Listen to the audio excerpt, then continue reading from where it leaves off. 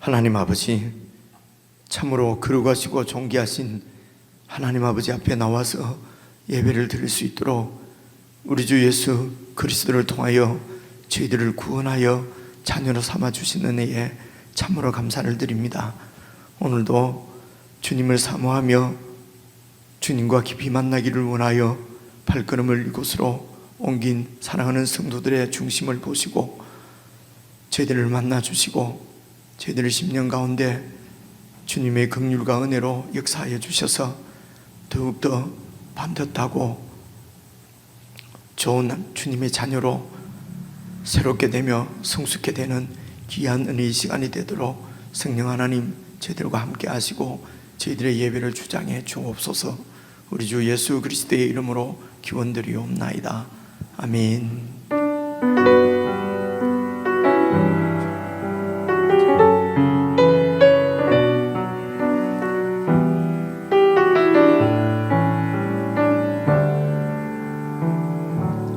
내 모습 이대로 사랑하시네. 연약함 그대로 사랑하시네. 나의 모든 발걸음 주가 하시나니 날 인도하소서. 내 모습 이대로 사랑하시네. 연약함 그대로 사랑하시네. 나의 모든 발걸음 주가 하시나니 날 인도하소서. 주의 날개 아래 거하는 곳, 주의 임재 안에 거하는 곳, 나의 가장 큰 소망, 나의 가장 큰 은혜, 주와 함께 동행하느니 주의 날개 아래 거하는 곳, 주의 임재 안에 거하는 곳, 나의 가장 큰 소망, 나의 가장 큰 은혜, 주와 함께 동행하느니. 다시 한번 고백합니다. 내 모습 이대로 사랑하시네. 연약함 그대로 사랑하시네. 나의 모든 발걸음 주가 하시나니 날 인도하소서. 내 모습 이대로 사랑하시네. 연약함 그대로 사랑하시네. 나의 모든 발걸음 주가 하시나니 날 인도하소서. 주의 날개 아래 거하는 곳, 주의 임재 안에 거하는 곳, 나의 가장 큰 소망, 나의 가장 큰 은혜, 주와 함께 동행하느니 주의 날개 아래 거하는 곳, 주의 임재 안에 거하는 곳, 가장 큰 소망, 나의 가장 큰 은혜, 주와 함께 동행하느니.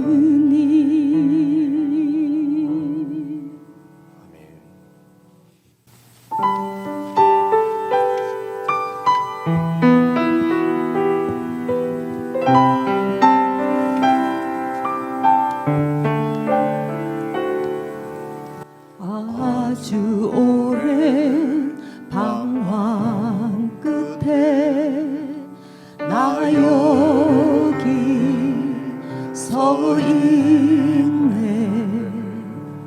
어지러운 시간 속을 헤매여 찢겨 울던 나, 어디로 갈지 몰라서 주저앉아 있던 나를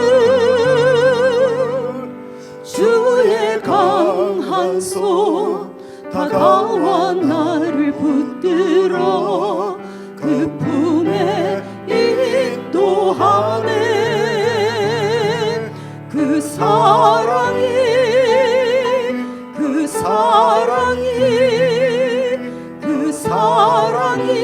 나를 살게 하네. 그 사랑이, 주의 큰 사랑이 내 영혼 붙들어 다시 살게 하네. 아주 오랜 방황 끝에, 아주 오랜 방황 끝에 나 여기 서 있네.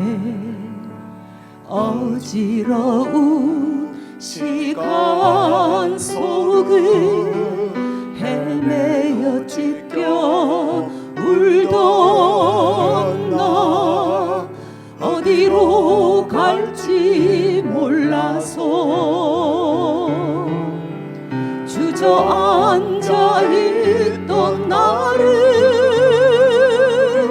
주의 강한 손 다가와 나를 붙들어 그 품에 인도하네.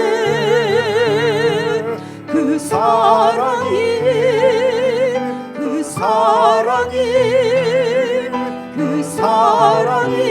나를 살게 하네.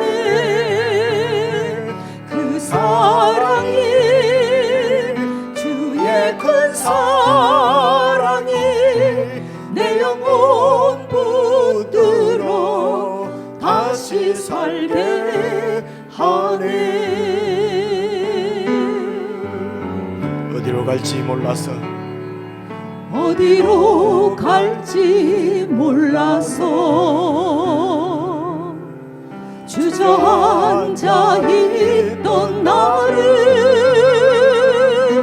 주의 강한 손 다가와 나를 붙들어 그 품에 인도하네. 그 사랑이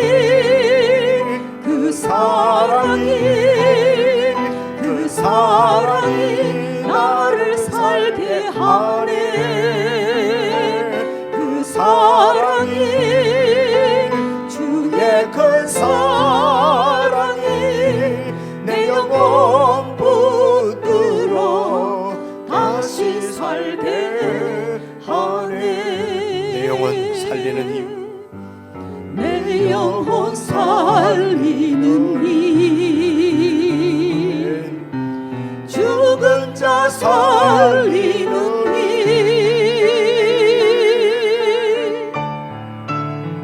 그 사랑이, 큰 사랑이, 주 사랑이 나를 살게 하네.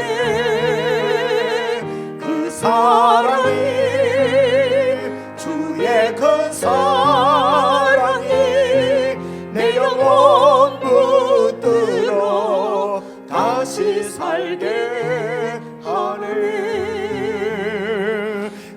사랑이 큰 사랑이 주 사랑이 나를 살게 하네 그 사랑이 주의 큰 사랑이 내 영혼 붙들어 다시 살게 하네 다시 살게 하네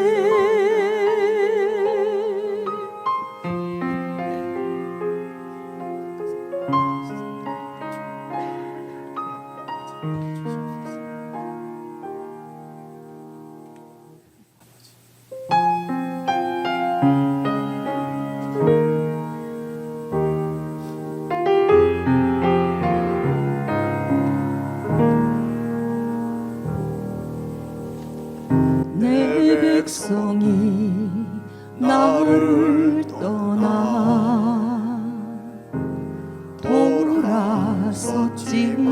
돌아섰지만 내 사랑이 내 백성을 포기 못하니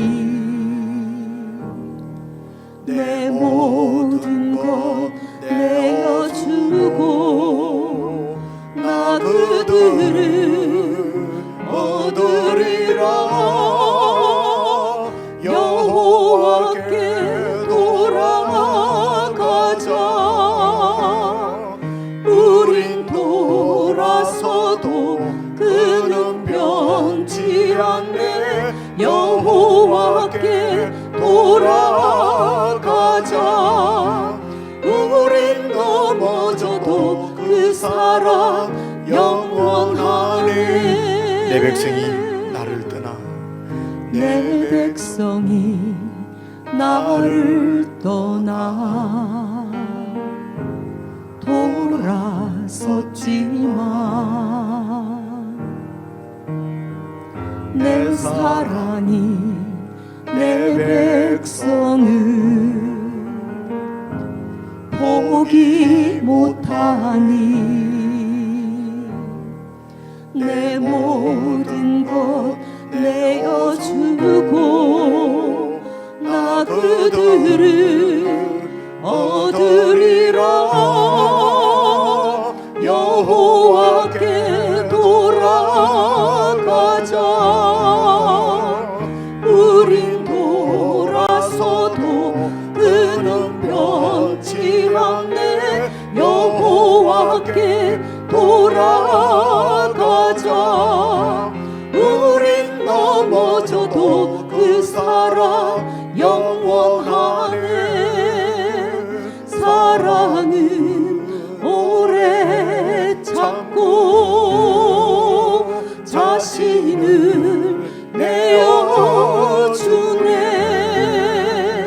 서로 사랑할 때 세상은 주보네 사랑은 절대 지지 않네 사랑은 오래 참고 자신을 내어주네 서로 사랑할 때 세상은 주보네 사랑은 절대 지지 않네 여호와께 돌아가자 우린 돌아서도 그는 변치 않네 여호와께 돌아가자 우린 넘어져도 그 사랑 영원한 여호와께 돌아가자 여호와께 돌아가자 우린 돌아서도 그는 변치 않네 여호와께 돌아가자 우린 너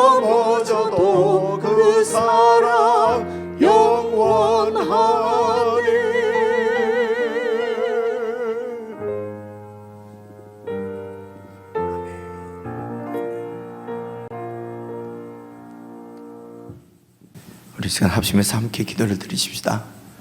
우리가 이렇게 하나님 자녀로서 이 천국의 복을 누릴 수 있는 것은 하나님께서 우리를 포기하지 않고 사랑하시는 그 사랑의 열매입니다.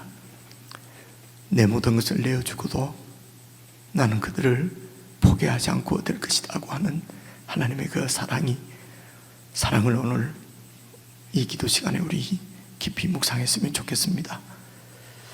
혹 우리가 주님을 떠나더라도 우리 주님은 아버지가 되셔서 우리를 사랑하시는 그 하나님의 사랑을 우리가 기억하고 기도하실 때에 혹 우리 마음이 주님을 떠나 방황하고 혹은 이리저리 흔들리는 그런 우리의 참 연약함이 저희들에게 있다면 하나님의 사랑을 의지하고 주님께로 온전히 우리 마음을 돌이켜서 주님 안에 온전히 거할 때에 그때에 주님의 그 사랑이 우리를 붙들어서 참으로 저 천국까지 인도할 줄로 믿습니다.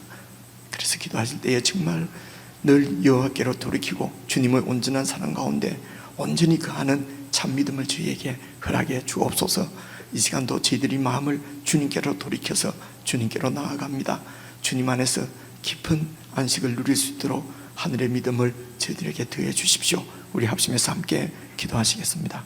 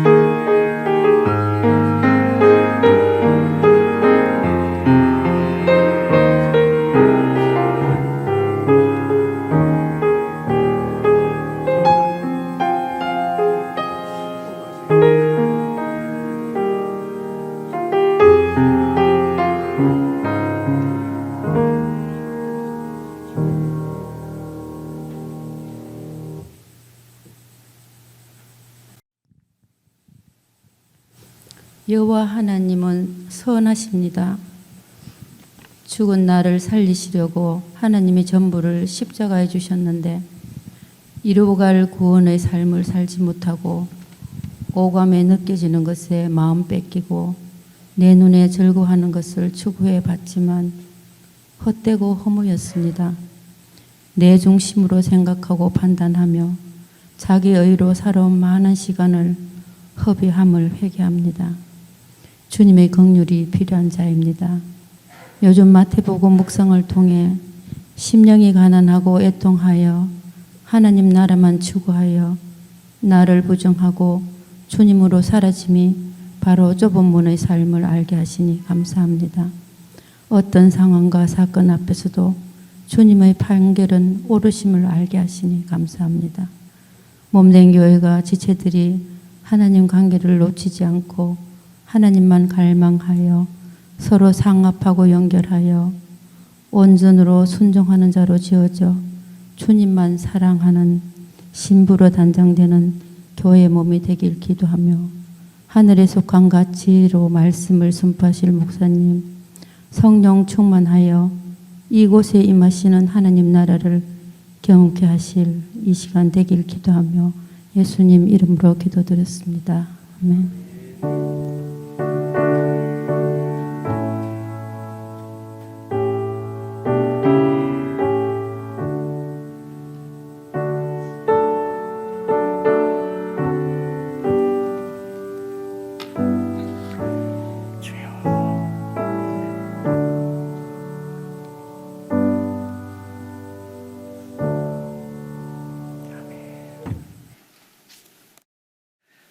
우리 하나님의 말씀은 요한계시록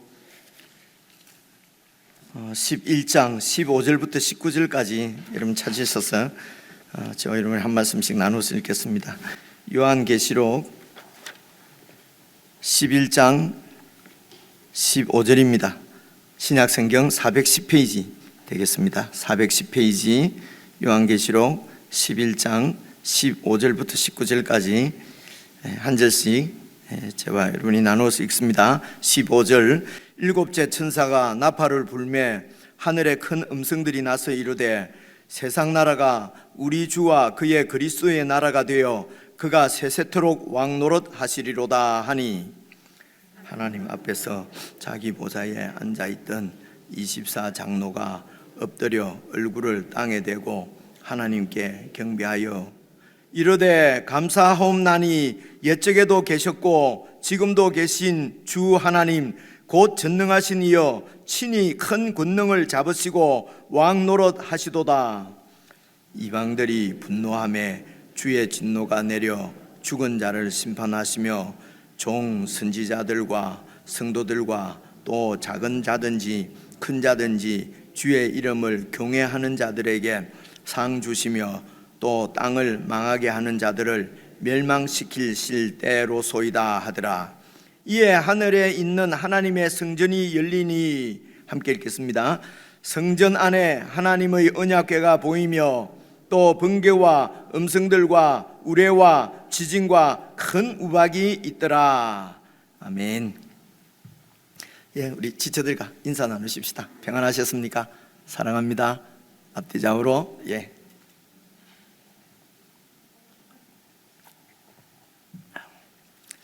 여러분 말씀드렸지만은 지금까지 쭉 같이 읽으면서 요한계시록이 그렇게 어렵지 않다는 건 생각을 하셨을 것입니다. 그러니까 이런 얘기입니다. 저와 여러분이 이제 이렇게 꽤 긴 시간 동안 신앙생활을 하면서 하나님 말씀을 또 읽고 듣고 배우고 우리가 알고 있는 이런 다 알고 있는 내용들이거든요. 알고 있는 내용들인데 이제 이런 것들을 잘 이렇게 정리가 안 된다고 그럴까요? 잘 꿰지 않으면은 정말 그 혼란스럽고 잘 모를 것 같거든요. 우선 여러분 잘 알고 있는 얘기 봐보십시오. 그 창세기에부터 창세기도 보시면은 하나님이 세상을 창조하시고 심판하시지 않습니까? 6장에 창세기 6장에 홍수로 완전히 심판하시거든요. 이런 얘기 모르시는 분 있습니까? 없죠, 그죠? 그래 홍수로 막 이렇게 심판을 하시고 그렇게 또 노아를 통해서 이렇게 인류가 계속 되는데 여러분 결국은 바벨탑을 쌓지 않습니까? 바벨탑은 이게 지금 여러분 오늘 요한계시록도 마지막에 바벨론이 멸망하거든요. 바벨론, 바벨탑 다 이렇게 연결되는 것입니다. 그래서 사람들이 이제 이 바벨탑을 쌓는데 바벨탑을 쌓는 곳이 요 지금 바벨론 있는데 그 지역입니다. 시날 평지라고 그래가지고요. 메소포타미아 지역 그쪽이거든요. 그래서 이제 바벨탑을 쌓는다는 말은 인간들이 하나님의 통치에 복종하지 않고 하나님을 대항한다는 것입니다. 하나님을 대항해서 인간의 나라를 세우는 것이거든요. 이 바벨탑이. 그렇죠, 그죠? 그래서 이런 하나님 심판에도 불구하고 하나님께 순종하지 않는, 하나님의 통치에 들어오지 않는 그 이제 인생들을 위해서 하나님께서 아브라함을 찾아가셔서 이제 아브라함 그 언약을 맺으십니다. 그래서 아브라함의 후손들을 통해서 열방이 복을 받게 하겠다, 그죠? 그래서 열방이 모든 열방과 모든 민족들이 복을 받게 하시기 위해서 하나님께서 아브라함과 그 후손들을 복이 되게 하겠다는 것입니다. 그래서 아시는 대로 최고의 복은 하나님을 섬기는 복입니다. 이 말은 하나님의 보호와 통치를 받는 복이란 말입니다. 그죠? 더 이상 자세하게 설명 안 하겠습니다. 그죠? 그래서 하나님께서 이스라엘 백성들을, 이 아브라함의 후손들을 복으로 삼으셨다고 하는 것은 하나님의 보호와 통치를 받는 하나님의 가족으로 그렇게 구원하셨다는 얘기입니다. 그리고 이제 이 아브라함의 자손들을 통해서 열방이 이 복을 받게 하시는 것이 하나님의 뜻이었습니다. 그래서 이스라엘을 열방의 빛으로 세우십니다. 이런 게 이제 이사야서 60장 이런 데 보면 다 나오는 얘기지 않습니까? 하나님께서 이스라엘을 빛으로 세우셨습니다. 그 말은 하나님께서 모든 민족 중에서 이스라엘만 편애했다 이런 얘기가 아니고요. 이스라엘을 이렇게 선택을 해서 빛으로 삼으셨다는 것입니다. 그래서 빛으로 삼으신 이유는 어두운 가운데 거하고 있는 모든 이방 열방의 백성들을 구원하시려고 하나님께서 이제 이스라엘을 세우셨는데 아시다시피 여러분 이스라엘이 이 사명을 잘 감당하지를 못했어요. 실패한 거지요. 그래서 하나님께서 아브라함의 후손으로 예수님을 보내시고 이제 예수님을 통해서 구약의 약속한 모든 약속을 아주 이렇게 눈에 보이도록 선명하게 성취시키시는 것입니다. 그래서 하나님께서 이제 이 예수님을 이 땅에 보내셔서 왕으로 보내시는 것이죠. 왕으로 보내셔서 그래서 예수님께서 복음이라고 하는 것은 예수님께서 왕이시다 이런 말씀이지 않습니까? 그죠? 왜 예수님이 왕인 것이 복음입니까? 그래서 왜 예수님을 이 땅에 보내셔서 하나님께서 그 나라를 세우십니까? 이게 이제 하나님의 약속, 아브라함과 한 약속을 이제 이루시는 것입니다. 그래서 하나님의 약속은 하나님의 뜻이지요. 하나님의 뜻을 사람을 찾아가서 약속을 하는 것이니까요. 그 하나님의 뜻이 이 세상 가운데 하나님의 한 나라를 세우시겠다는 것이죠. 다니엘서에 여러 번 나오지 않습니까? 이 아브라함에게 주신 이 약속, 그러니까 온 인류를 구원하시기 위해서 한 나라를 세우시는데 그 나라를 세우시기 위해서 왕을 보내시는 것이죠. 잘 생각해 보십시오.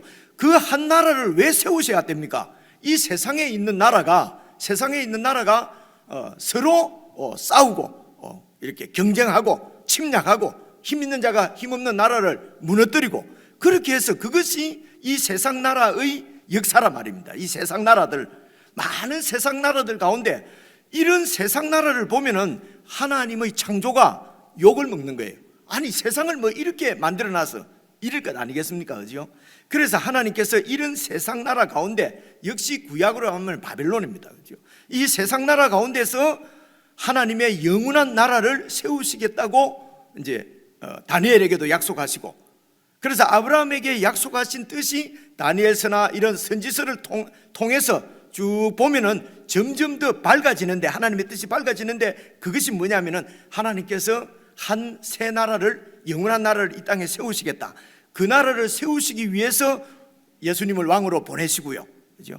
그래서 예수님이 왕이십니다. 이 왕의 통치 안으로 들어가게 되면은 구원받는 것입니다. 그죠? 그래서 이제 오늘 여러분 아시는 대로 10장에서 요한이 이렇게 이 두루마리를 먹지 않습니까? 두루마리를 먹습니다. 먹는 것은 이 두루마리는 복음입니다. 한마디로 말하면 복음이거든요. 여러분 복음이 뭡니까? 그러면 보통 우리가 예수 이러거든요. 맞습니다. 예수님이 복음입니다. 그래서 여러분 잘 생각을 해보십시오. 예수님이 복음인데 왜 예수님이 도대체 복음이냐? 그분이 왕이시다. 그렇죠? 그래서 예수님이 왕이시다 하는 것이 복음이에요. 예수님이 왕이 되셔서 마태복음 1장 21절에 말씀하시는 대로 예수라 하라. 그는 자기 백성을 그들의 죄에서 구원하실 자시란 말입니다. 그렇죠?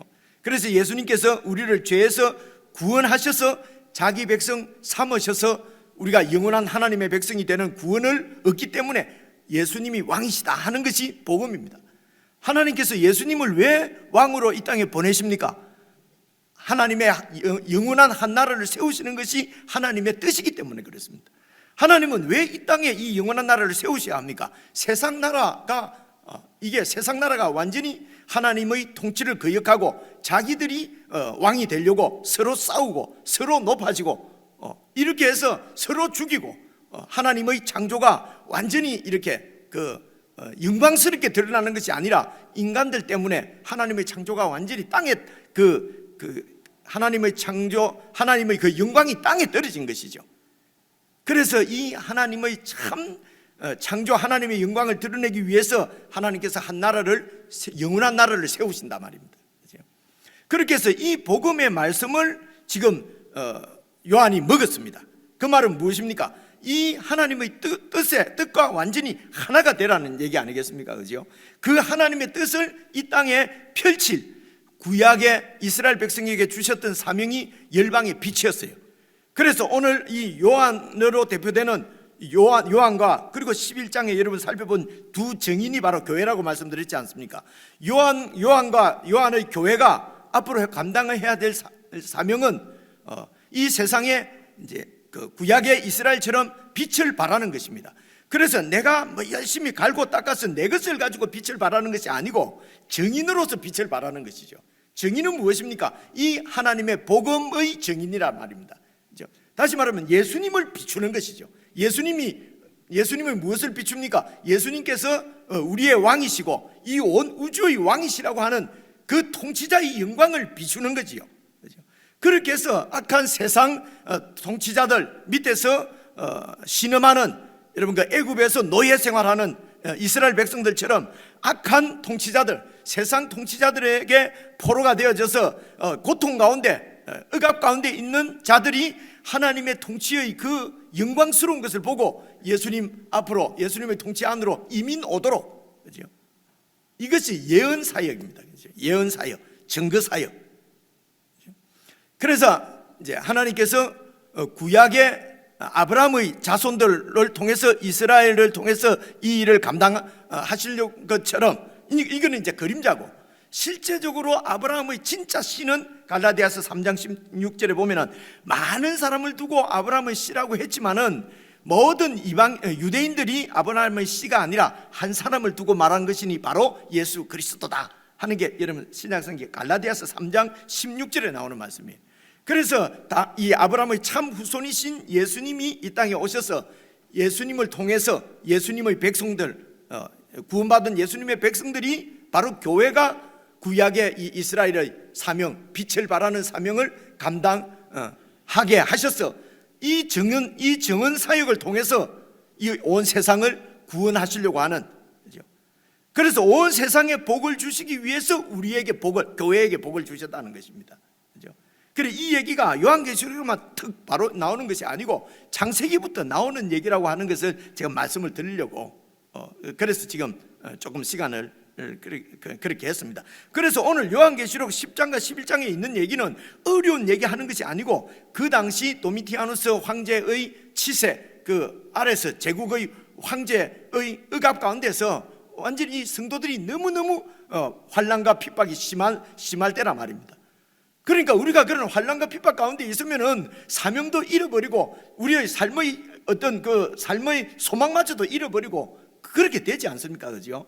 그런 교회에게 지금 교회의 주인이신 예수님께서 이렇게 하나님의 구원을 다시 한번 새롭게 하고 하나님의 약속을 또 새롭게 하고 하나님께서 결국은 이 세상을 어떻게 통치해 가실 것인지 그리고 하나님 나라인 교회를 어떻게 완성시키실 것인지를 교회에게 지금 다시 가르쳐줘서 이제 보여줘서 교회로 하여금 힘을 내게 하려고 그래서 세상을 향하던 마음도 하나님 나라로 모으고 우상을 쫓아서 욕심을 쫓아서 우상을 따라가던 그런 마음들이 있다면 다시 예수님께로 마음을 모으고 그렇게 해서 이 영적 전투에서 승리하도록 승리는 쳐부수는 게 아니라 우리의 믿음을 지키는 거라고 여러 번 말씀드렸잖아요. 그죠? 그래서 이제 그렇게 해서 교회를 바로 이렇게 복음 위에 굳게 세우시기 위해서 주시는 말씀이란 말입니다. 이제 이런 큰 그림을 가지고 요한계시록을 쭉 지금까지 읽어보면 다 그런 말씀이잖아요. 그죠? 그래서 교회가 교회를 통해서 이 세상을 구원하시려고 하는 것이 하나님의 창세전부터 있었던 하나님의 계획이에요. 그것을 이제 여러분 바벨탑 사건에서도 바벨탑 그 앞에 여러분 심판, 홍수 심판을 통해서도 사람들은 하나님께로 안 들어옵니다. 심판이 아니고 예언자를 통해서 증인 사역, 그죠? 이 이스라엘을 세워서 증인으로 세워서 세상을 구원하시려고 하는 것이죠. 그죠? 그래서 예수님을 통해서 예수님의 백성인 우리가 새 이스라엘이라고 얘기를 하는 것입니다. 그죠? 그러니까 어떻게 보면은 구약의 이스라엘을 계승했다기보다도요, 구약에 있는 이스라엘은 그림자고 그 구약에 있는 성전도 그림자라고 하는 것처럼 성전의 참 실체는 예수님이잖아요. 그죠? 그런 것입니다. 그래서 구약의 하나님의 백성인 이스라엘도 그림자고 이것은 바로 예수님 안에서 혈통과 뭐 이런 민족, 뭐 이런 방언 이런 것 언어 이런 걸 초월해서 예수님 안에서 구원받은 하나님의 백성들 새 이스라엘이 실체고 구약에 있는 이스라엘은 그림자란 말입니다. 그래서 실제이신 예수님이 오시면은 그림자는 뭐 이렇게 없어지는 것이 맞죠. 그죠? 모형은 모형이 있으면 안 됩니다. 실제가 왔으니까. 모형은, 그림자는 실제를 보여주려고 하는 것이니까요. 그래서 실제 이스라엘이 예수님 안에서 세워졌기 때문에 구약의 모형인 이스라엘 백성은, 그래서 지금 사실은 이스라엘은 모든 여러 민족들 중에 한 민족입니다. 그 이스라엘에 자꾸 특별한 의미를 두고 자꾸 이렇게 하면은 성경이 혼란스럽습니다. 이게 해석이 잘 되지는 않아요. 미혹당합니다. 이런 것들이 미혹이거든요. 잘 생각을 해보시면 알 수 있잖아요, 그죠? 구약의 성전도 모형이고 예수님이 실체고, 구약의 이스라엘 백성도 예수님 안에서 이루어진 교회가 바로 참, 그러니까 계승한 것이 아니고 참 이스라엘은 교회란 말입니다, 오늘. 이런 게 왜 이렇게 잘 학자들도 이해가 안 되는지 제가 잘 모르겠어요. 그죠? 자, 그렇게 해서 오늘 11장 1절에 여러분 보시면은 그 청량하는 얘기 나오지 않습니까? 막 그냥 제 말씀은 지난주에 다 들었으니까 정리를 하면서 한번 들어봅시다. 청량하는 것도, 청량을 한다는 것은 하나님께서 보호하신다는 거예요. 그래서 성전이 있는데, 성전은 교회입니다. 교회를 청량하는데 성전 안과 거기에 있는 제단과 거기에서 섬기는 제사장은 청량을 하되 바깥 뜰 부분은 그냥 이방인들에게 그냥 내어줬다. 그죠? 그래서 이방인들이 42달 동안 짓밟을 것이다. 이 말씀은 말씀드린 대로 여러분, 교회는 하나님께서 영적으로는 보호하시는데 육체적으로는 이 세상의 공격을 받아서 이방인들의 그 박해 가운데 있을 것이라는 것입니다. 언제 동안요? 42달 동안. 42달은 바로 이 교회가 완성되는 날입니다. 그러니까 우리 주님이 오시는 때까지가 42달인 것입니다. 그렇죠? 이것은 이렇게 이해를 하시면 됩니다. 여러분, 그 스데반 있지 않습니까? 스데반이 복음을 전하다가 바로 예언 사역이지요. 그죠? 예수 그리스도의 나라, 예수님을 증거하다가 예수님이 하나님 나라에 주시고 우리의 왕으로 오셨다는 것을 증거하다가 유대인들에게, 이 반대자들에게 돌에 맞아서 죽었습니다. 그죠? 그런데 그 영혼은 하나님께서, 예수님께서 하늘을 보니까 하나님과 예수님이 일어나서 이 스데반의 영혼을 맞이한다, 이런 말씀 우리가 사도행전 7장에서 읽었지 않습니까? 그래서 육체는 42달 동안 그 기간 안에는 스데반의 육체는 이렇게 죽습니다. 핍박, 이렇게 맞아 죽는 거죠. 그죠? 그러나 그 영혼은 하나님께서 거두시고 보호하신단 말입니다. 그죠? 그런 양측의 면을 이제 이 그림, 이런 청량하지 말라, 버려두라, 이런 그림을 통해서 우리에게 보여주시는 것이라, 말씀하시는 거란 말입니다. 그죠? 그렇게 해서 또 이 두 정인이 두 감람나무다. 그죠? 그래서 두 감람나무와 두 촛대, 교회를 지금 두 감람나무와 두 촛대로 비유를 하지 않습니까? 두 촛대는 정인 사역을 하는 교회의 모습을 보여주고, 그리고 거기에 있는 두 감람나무는 여러분 말씀드린 대로 이게 스가랴서 4장에 나오는 얘기거든요. 지난주에 우리가 살펴본 대로 두 감람나무가 있고 촛대가 있다는 얘기는, 이것은 그 구약 성경 스가랴서를 읽는 사람들은 다 어떻게 생각하냐면요, 성전을 다시 지으려고 하면은 우리의 힘으로 되는 것이 아니라 성령님의 능력으로 된다. 그래서 대제사장 여호수아와 그때 총독이었던 스룹바벨이 성령 충만해서 그렇게 해서 이렇게 그 사역을 감당할 수 있는 것이지, 그들의 어떤 우리의 능력으로 되는 것이 아니다 하는 것은 우리들도 알잖아요. 이제 스가랴서 말씀을 아니까요, 그죠? 이제 그래서 지금 요한 계시록에서 그 촛대와 감람나무를 보여주시는 것은 바로 이렇게 하나님 나라가, 하나님의 주권이 다시 세워지고, 하나님 나라가 세워지는 것은 우리의 힘으로 되는 것이 아니고 성령님의 능력으로 된다는 것입니다. 그래서 우리가 예언 사역하는 것, 우리가 예수 그리스도의 증인으로 세상 가운데서 살아가는 것도 내 결심이나 내 힘으로 되는 것은 아니고 성령 충만해야 된다는 것이죠. 그러면서 그 예언 사역이, 여러분, 두 감람나무는 제사장 여호수아와 총독인 스룹바벨, 그래서 이 교회가 바로 왕같은 제사장의 권세를 받았다는 것입니다. 하나님께서 왜 왕같은 제사장의 권세를 교회에게 주십니까? 정은 사역, 정은 그 말씀을 증거한다는 것입니다. 그리고 증인으로 사는 것, 그리고 예언 사역, 이 사역을 감당할 수 있도록 하나님께서 그런 권세를 주신다는 것이죠. 그래서 얼마 동안 이 예언 사역을 얼마 동안 합니까? 3절에 보니까 1260일이잖아요. 1260일이 42달하고 똑같은데, 여러분 42달이라면 핍박 받는 것입니다. 42달 하면 좀 짧은 것 같지 않아요? 1260일이라면 좀 느낌이 어떻습니까? 이거 너무 길잖아요, 그죠? 그래서 같은 시간인데 제 생각에는 느낌에 핍박 받는 것은 42달 짧고, 그죠? 우리가 예언 사역 하는 것은 매일매일 1260일 동안 매일 하나님의 나라의 증인으로 그렇게 산다는 것입니다. 1260일을 예언하리라. 3절 마지막에, 그죠? 그래서 4절 보십시오. 4절 보시면은 그들은 이 땅의 주 앞에 서 있는 두 감람나무와 두 촛대니, 그 두 감람나무는 왕 같은 제사장이고 두 촛대는 증인 사이가는 교회란 말입니다. 5절입니다.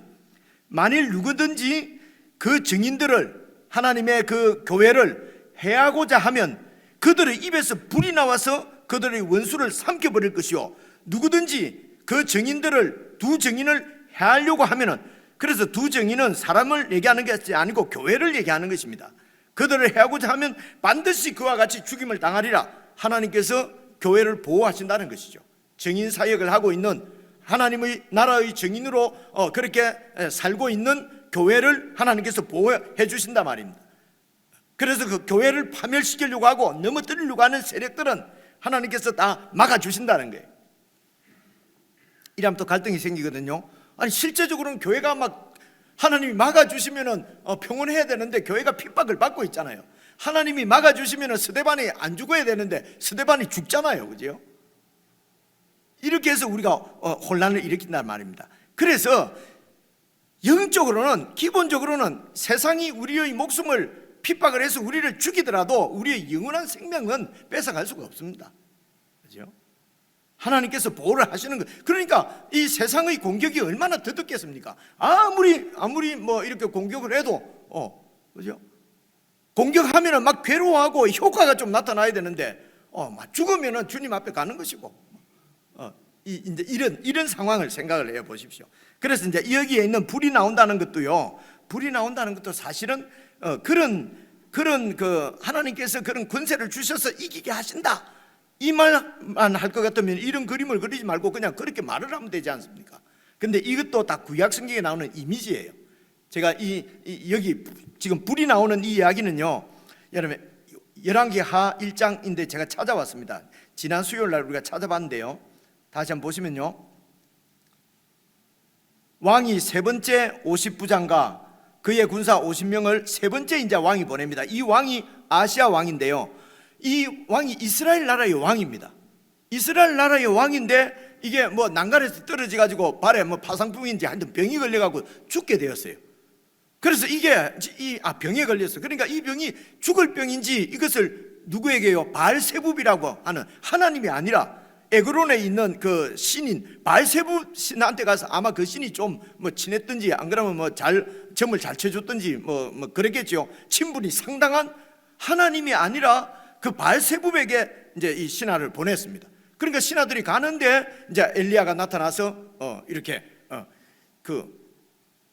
이 이스라엘 땅에 그것을 물어볼 신이 없어서 바알세붑에게 가느냐? 그래서 네 왕에게 돌아가서 전해라. 그 침상에서 내려오지 못하고 죽을 것이다. 그래서 이제 이 신하가 가다가 바알세붑에게 물어보러 가다가 중간에 돌아와 가지고 이제 그 아시아 왕에게 얘기를 하거든요. 왜 돌아왔냐? 그러니까 어떤 사람이 말이지, 이게 당신 죽는다는데 왕이 죽는답니다. 이러니까 누구냐, 어떻게 생겼더냐 얘기해 보니까 이놈이 엘리야구나. 그래서 이제 이 군사 50명을 엘리야를 잡아오라고 보낸 것입니다. 근데 첫째 팀이 가서 이제 잡아오려고 하는데 하늘에서 불이 내려와 가지고 불살라 죽은 거예요. 두 번째 50명을 또 보냈는데 그 50명도 또 하늘에서 불이 나와 가지고 그래서 죽었거든요. 그래서 이제 왕이 13절 세 번째 50부장과 그의 군사 50명을 보낸지라. 그런데 이제 이 셋째 50부장은 올라가서 그냥 막 이 엘리야를 체포하려고 하는 것이 아니라, 이 봐보십시오. 엘리야 앞에 이르러서 그의 무릎을 꿇어 엎드려서 간구하여 이르되, 하나님의 사람이여, 원하건대 나의 생명과 내 부하 50명의 생명을 당신은 귀하게 보소서. 불이 하늘에서 내려와서 전번에 50부장 둘과 그의 군사 50명씩 100명을 불살랐거니와 나의 생명은, 그리고 내 부하의 생명은 좀 귀하게 보소서. 그냥 제발 좀 같이 좀 가주십시오. 그죠? 당신을 안 데리고 가면은 왕에게 죽고, 당신을 체포해 가려고 하면은 하나님 앞에 죽고, 도대체 우리 보고 어떻게 하란 말입니까? 이해가 오시죠? 그죠? 그러니까 그 다음 줄 보시니까요, 15절, 여호와의 사자가 엘리야에게 이르되 너는 그 아시아 왕을 두려워하지 말고 함께 내려가라 하신지라. 엘리야가 곧 일어나 그 50부장과 함께 내려와서 왕에게 이르려 말하되 여호와의 말씀이 네가 사자를 보내 에그론의 신 바알세부백에게 물으려 하니 이스라엘에 그의 말을 물을 만한 하나님이 안 계심이냐? 그러므로 네가 그 올라간 침상에서 내려오지 못할지라 네가 반드시 죽으리라 하셨다. 가서 그렇게 말해라. 이제 하나님이 이렇게 말한 거지요. 됐습니다. 그래서 이제 엘리야가 가서 이제 그렇게 왕 앞에서 그렇게 얘기를 하고 왕은 결국 죽습니다. 여러분, 이 지금 엘리야가 하는 사역이 어떤 사역입니까? 바로 하나님 나라인데, 이스라엘이 하나님 나라인데 하나님의 주권이 완전히 무너졌습니다. 하나님이 왕이신데 하나님의 통치를 받지 않고 하나님께 묻지 않고 저 이방의 이웃 나라의 이 우상을 찾아가서 이 왕이 상의를 하고 나라 일을 이렇게 묻고 자기 병 걸린 것을 묻고, 그죠?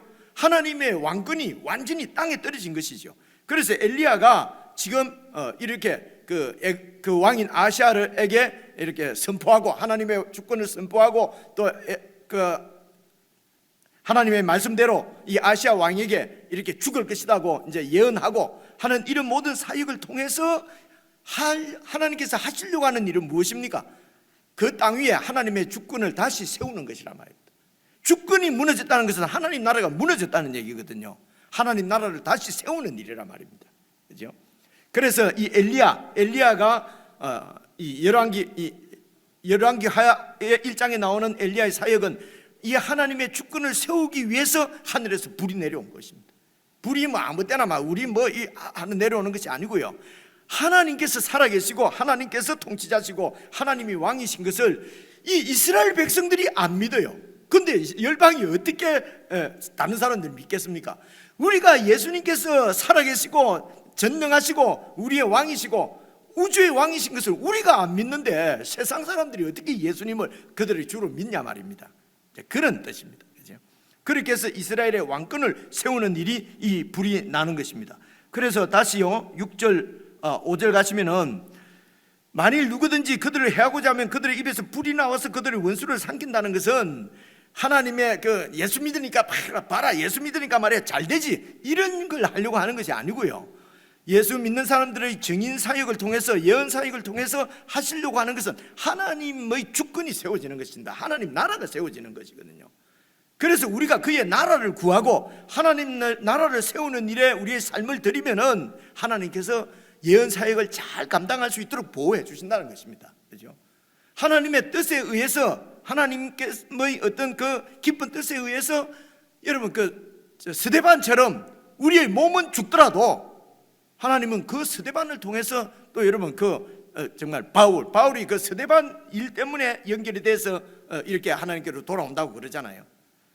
그래서 하나님의 하시는 일은 하나님께 맡기고 우리는 그 하나님의 보호를 믿고 증언 사역을 이 예언 사역을 신실하게 감당하도록 그래서 이 하나님의 주권을 세우기 위해서 이런 하나님의 나라의 증인으로 신실하게 살다가 불이익을 당하고 핍박을 당하고 환난을 당하고 결국 순교를 당해도 그게 영광이지요. 하나님께서 스데반의 영혼은 보호해 주시고 저 천국으로 인도하실 것이니까요. 이제 이런 말씀이 바로 누구든지 그들을 해하고자 하면 불이 나와서 삼켜버린다. 이 말은 하나님의 나라를 하나님께서 세워 가신다는 것입니다. 이제 그 하나님을 믿도록 지금 이 말씀을 하는 것입니다. 6절도 보십시오. 그들이 권능을 가지고 하늘을 닫아 그 예언을 하는 날 동안 비가 오지 못하게 하고 이거는 누구 생각이 납니까? 6절 그들이 권능을 가지고 하늘을 닫아 그 예언을 하는 날 동안 비가 오지 못하게 하고 이거는 지금 이제 이 교회가 오늘 이 증인들이 이제 나가서 예언 사역을 할 동안은 권능을 가지고 하늘도 닫고 막 기도하면은 막 비도 오게 하고 안 오게 하고 할 수 있게 한다는 거지요. 그래 이 이야기는 바로 이것도 엘리야 얘기잖아요.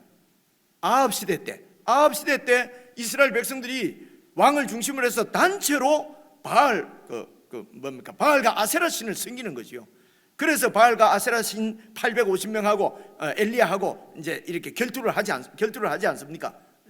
그래 결투하기 전에 이제 기도해서 하늘에서 자꾸 비를 내려주는 신은 바알 신이라고 그러면서 이제 온 나라가 자꾸 바알에게 이렇게 빌고, 그렇죠? 그러니까 이제 얘기를 하는 것입니다. 진짜로 비를 내려주는 신이 바알인지 우리 하나님인지 내가 알게 해주겠다.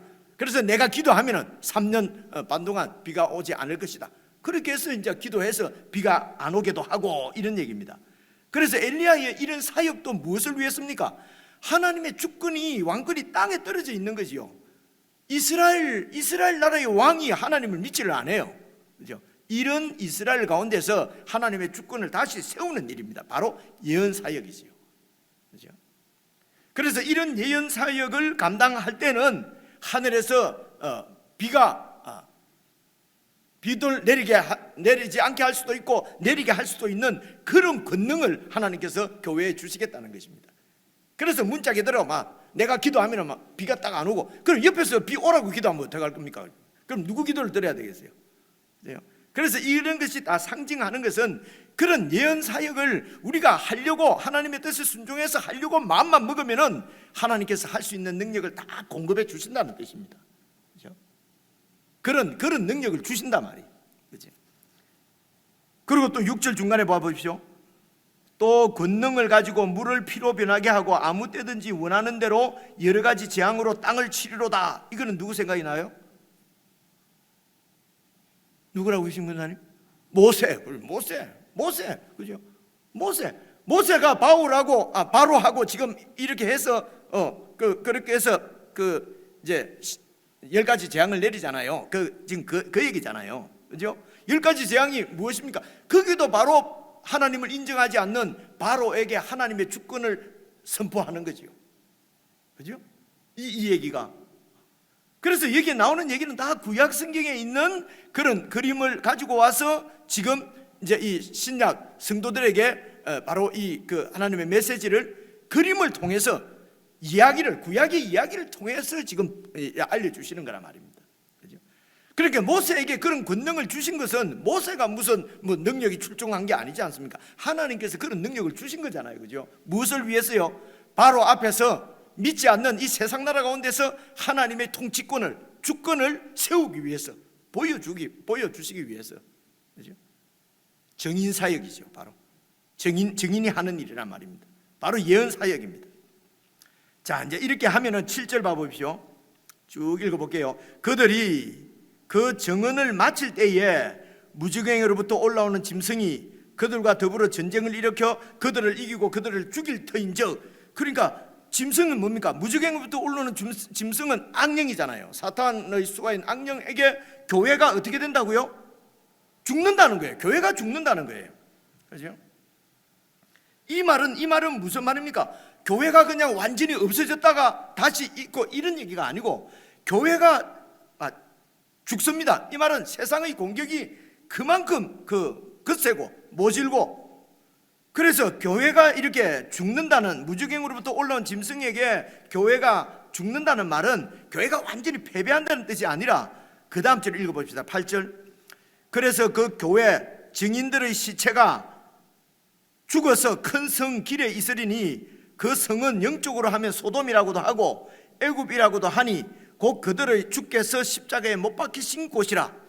예수님께서 하나님의 아들인데 이 땅에 오셔서 하나님의 나라를 가르치시고 선포하시고 그렇게 하다가 이 하나님을 반영하는 그 역자들에게 예수님이 십자가에 죽지 않습니까? 그죠? 예수님이 그러니까 이 세상, 이 사탄의 이런 사탄의 공격에 그냥 맥없이 그냥 십자가에 달려서 예수님이 죽었습니다. 그래서 많은 사람들은 다 예수님이 힘이 없어서 그렇게 다 죽은 것으로 그렇게 생각하지만은 3일 만에 다시 부활하셔서 영원한 왕권을, 하나님의 그 전능하신 그 능력을 온 세상 가운데 다 보여주신 것이 바로 예수님의 부활이지요. 그죠? 그래서 예수님이 십자가에 죽으신 것은 무엇을 나타냅니까? 그만큼 이 세상이 악하다는 것입니다. 하나님의 아들을 죽여서, 왜 죽입니까? 농부들이 이렇게 아들을 죽인 이유는 바로 저 아들 유산이 바로 저 아들 거니까 아들을 죽이면 이 유산이 내 차지가 될 것이다 라고 하는 마태복음 나오는 그 예수님 비유가 있지 않습니까? 그래서 하나님의 아들마저도 죽일 수 있는 완악한 존재가 바로 저와 여러분 인간들입니다. 그죠? 그런 경우를 안 당해서 그렇지. 그죠? 그래서 그런 세상 가운데서 예수님이 그냥 정말 맥없이 죽었습니다. 그러나 그걸로 끝난 것이 아니고 하나님의 통치권은 그 예수님을 부활시키셔서 하나님의 통치권이 세워지는 것처럼, 이렇게 예수님의 교회는 예수님 나라의 증인 사역, 예언 사역을 하려고 하면은 예수님이 죽는 것처럼 그런 고난의 길, 십자가의 길을 갈 수밖에 없다는 것입니다. 그렇게 해서 이 사탄 마귀의 공격에 의해서 죽었습니다. 보십시오. 죽었는데 9절 보십시오. 그래서 백성들과 족속과 방언과 나라 중에서 사람들이, 온 세상 사람들이죠, 하나님을 믿지 않는 거역하는 사람들이 그 시체를 사흘 반 동안을 보며 무덤에 장사하지 못하게 한다. 이 당시에는 말입니다, 지금도 그렇지만은 이 죽은 시체가 무덤에 들어가지 못하면은 그것보다도 더 처참한 일은 없어요. 요즘도 그렇지 않겠습니까? 그죠? 뭐 객사한다 안 그러면 무덤을 못 쓰고 그냥 전쟁통에 죽거나 이러면은 참 애달픈 죽음이지 않습니까? 이때도 이제 이렇게 무덤을 쓰지 못하면은 이게 정말 비참한 죽음 중에서도 더 비참한 죽음으로 인식될 때거든요. 그래서 이 세상 사람들이, 하나님을 거역하는 땅에 속한 이 불신자들이 죽은 교회의 시체를 무덤을 이렇게 묻지도 못하도록 얼마 동안요? 사흘 반 동안을 무덤에 장사도 못 지내도록 이렇게 교회를 유린하고 교회를 이렇게 조롱하고 이제 그렇게 했다는 것입니다. 사흘 반 동안. 예수님은 무덤에 얼마 동안 계셨습니까? 3일 계셨고, 그죠? 이거는 사흘 반 동안 무덤에 장사도 못 지냈어요. 10절 보십시오.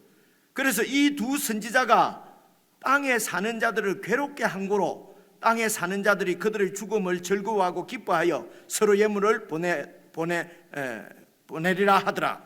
그래서 두 선지자는 교회고요, 땅에 사는 자들은 바로 이 우상 숭배자들입니다.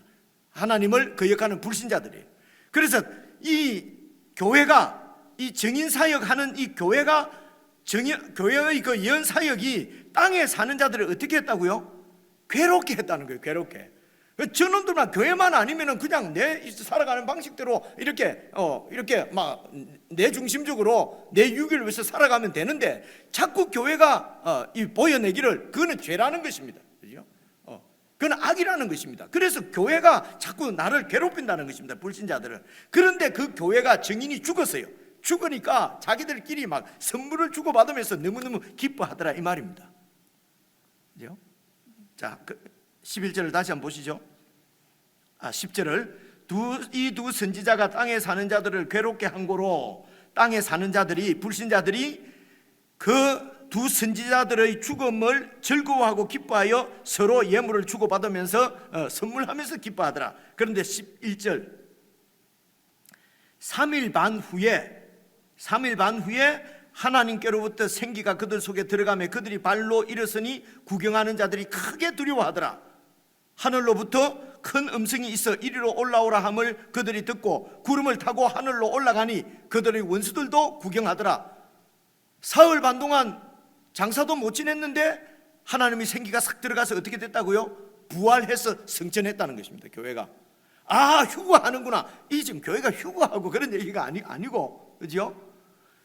그러니까 예수님이 가신 그 길 그대로 십자가의 길을 이 증인, 이 선지자들이, 교회가, 증인들이 예수님이 가시는 십자가 길을 가야 되고, 그러면 예수님처럼 십자가에 죽기도 하고, 그러나 죽은 예수님을 부활시키신 것처럼 이렇게 예수님의 십자가 길을 따라가다가 핍박받고 순교당하면은 하나님께서 다시 살리셔서 그래서 하나님의 주권을 세우신다는 것입니다.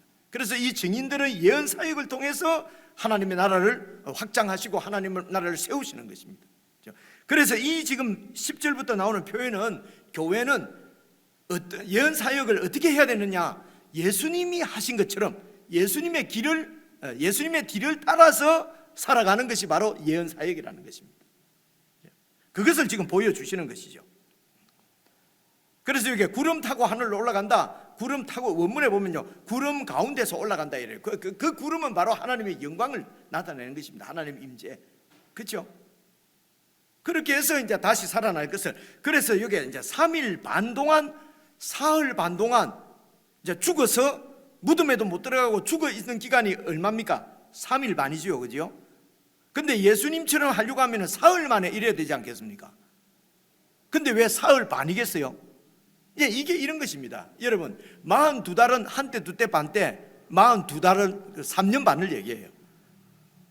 그래서 3년 이렇게 예언 사역을 감당하는 기간은 3년 반입니다. 3년 반. 그런데 죽어서 이렇게 어려움을 당하는 기간은 사흘 반이에요. 이걸 지금 대비를 시키는 것입니다. 그죠? 사흘 반은 그러니까 힘들고 어렵고, 그러나 하나님의 나라의 증인으로 예언 사역을 감당하는 이 영광을 누리는 것은 3년 반이란 말입니다. 이런 숫자를 가지고 이렇게 대비를 해서 사흘 반과 3년 반, 여러분 차이가 엄청나잖아요, 그죠? 그러니까 사흘 반 동안은 원수들의 공격에 의해서 죽을 때도 있지만은 3년 반은 이 영광스러운 예수 그리스도의 복음을 전하는 증인으로서 그런 권능을 행사하면서 살아가는 것이 바로 교회란 말입니다. 이것이 바로 왕 같은 제사장, 왕의 권세를 가진 세상을 섬기는 제사장의 신분인 교회를 나타내는 그 그림들입니다. 다시 한번 쭉 이렇게 읽어보시면은 제가 드린 말씀이 이제 이렇게 생각이 연결이 될 것입니다. 13절 한번 보십시오. 그래서 그때에 큰 지진이 나서 성 10분의 1이 무너지고 지진에 죽은 사람이 7천이라. 그래서 10분의 1이 심판을 당합니다. 그러면 나머지 10분의 9는 구원받네, 그죠? 보통 구약의 이야기는 7천 명이 구원을 받는데 여기는 7천 명이 죽습니다, 그죠? 성 10분의 1이 뭡니까? 7천 명이죠. 그리고 남은 자들이 두려워하여 영광을 하늘의 하나님께 돌리더라. 영광을 하늘의 하나님께 돌리는 사람들은 이제 하나님의 나라가 된 것입니다. 그래서 10분의 1이 심판받고 10분의 9는 구원받는 거죠. 숫자적으로 하면은, 그죠? 근데 구약에는 구원받은 자가 남은 자입니다. 남은 자. 그죠? 그런데 여기서는 이제 7천. 그래서 이 말은 구원받는 사람들이 더 이제 이렇게 10분의 9는 구원받고 10분의 1은 심판받고, 심판은 적게 받고 구원은 많이 받는다, 이런 수치를 얘기하려고 하는 것이 아니고 여러분, 이 7,000명 10분의 1 7천은 심판받을 자는 하나님의 심판이 완전한 것을 나타냅니다. 하나님께서 심판할 자들은 7,000명을 완전히 다 심판하십니다. 완전수거든요, 7천이. 그리고 이제 나머지 10분의 9가 구원받는다는 말은 하나님께서 아브라함에게 하신 언약이 무엇입니까? 네 후손이 하늘의 별처럼 땅의 모래처럼 많게 될 것이다.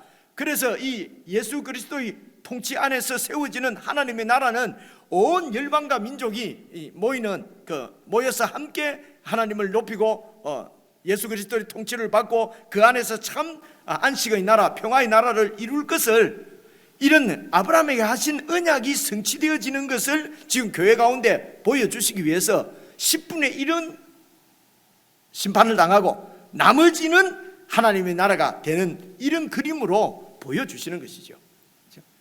그래서 이 하나님의 구원은 아브라함에게 약속하신 그 언약을 결국은 예수 그리스도 안에서 이루시고, 그리고 재림하셔서 완전히 이제 이렇게 완성시키실 것을, 완성시키시는 하나님의 뜻을 요한계시록은 계속 이렇게 말씀을 해주시는 것입니다.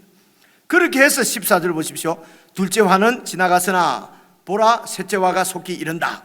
그리고 이제 15절에 일곱째 천사가 나팔을 부니까 이런 증인 사역들을 통해서 그렇게 완고하고 완악하던 백성들이 세상 나라가 우리 주와 그의 그리스도의 나라가 되어서 예수께서 세세토록 왕노릇 하시는 하나님 나라가 이제 세워지고, 그리고 여러분 18절 17절 보시면요, 감사하옵나니 옛적에도 계셨고 지금도 계신 주 하나님 곧 전능하신 이여 친히 큰 권능을 잡으시고 왕 노릇을 하십니다. 통치하십니다.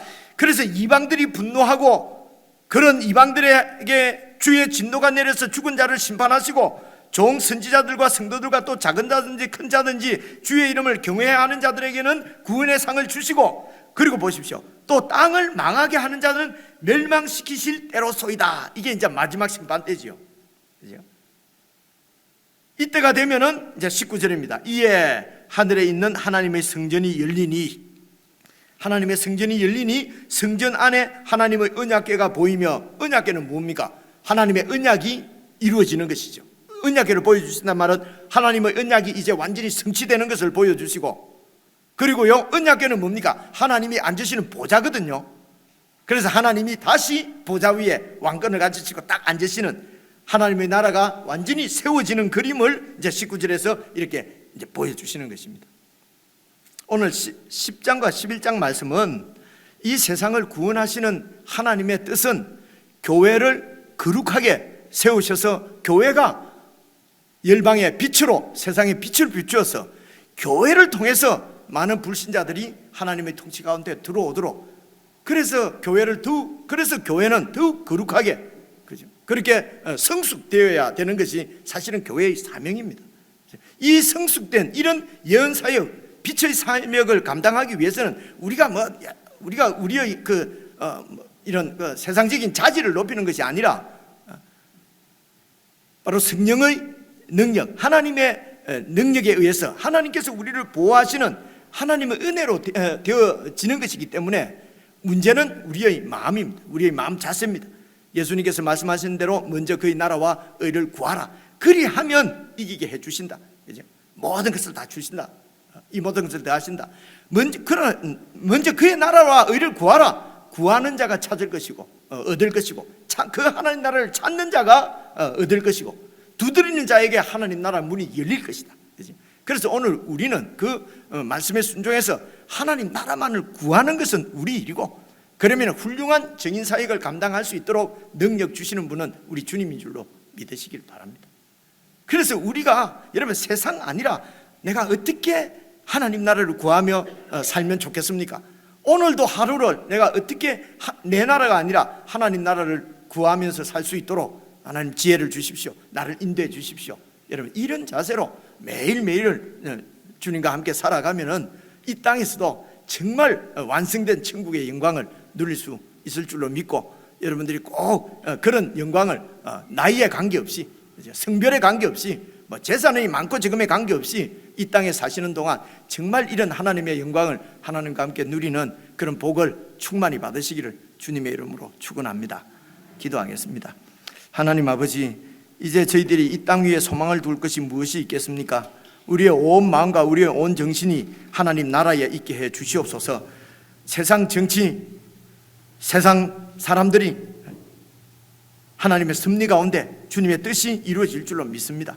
우리는 정말 하나님의 나라에 온 관심을 가지고 이 땅 위에 하나님 나라가 임할 수 있도록 우리가 온전히 하나님의 뜻에 순종하고 참으로 거룩한 주의 백성으로 잘 세워지고, 또 우리 하나님께서 우리를 두신 곳에서 그리스도인으로 신실하게 믿음의 자손으로 그렇게 살아갈 수 있도록 성령 하나님께서 저희들 가운데 충만히 역사하여 주옵소서. 우리 주 예수 그리스도의 이름으로 기도드리옵나이다. 아멘.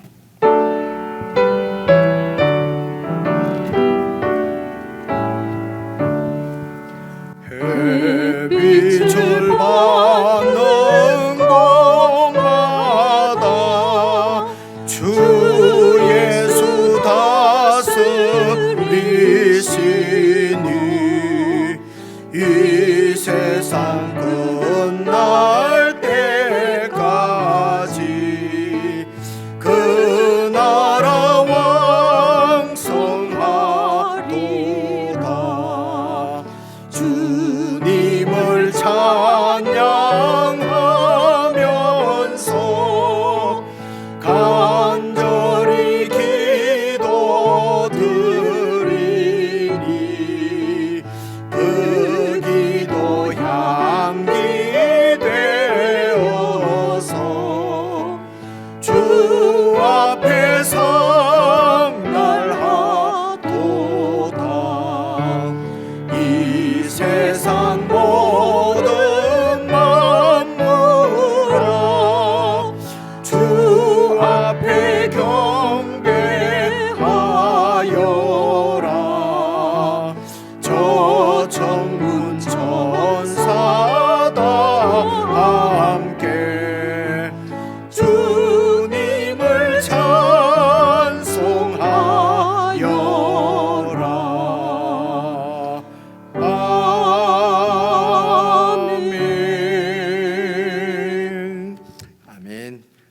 주님께서 가르치신 기도 함께 드리겠습니다. 하늘에 계신 우리 아버지여, 이름이 거룩히 여김을 받으시오며 나라의 임하옵시며 뜻이 하늘에서 이룬 것 같이 땅에서도 이루어지이다. 오늘날 우리에게 일용할 양식을 주옵시고 우리가 우리에게 죄 지은 자를 사하여 준 것 같이 우리 죄를 사하여 주옵시고 우리를 시험에 들게 하지 마옵시고 다만 악에서 구하옵소서. 대개 나라와 권세와 영광이 아버지께 영원히 사옵나이다. 아멘.